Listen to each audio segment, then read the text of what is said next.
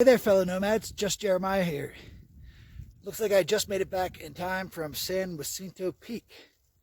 That hike down was a lot faster than the hike up. I didn't even check my time, but with the trail slowly disappearing in this snow, I was scared. And on top of that, I left my charger. Here's my solar panel and my charger. Look, I wouldn't have known where this was. I had a boogie. Whew. There's my camp.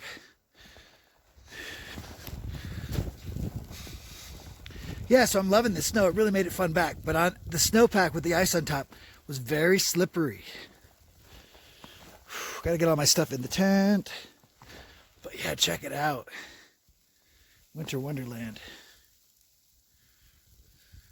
That's all for now. I'll have plenty more snow stuff to share. Hope you have a great day. And like I like to say sometimes, hope you get outside. Take care.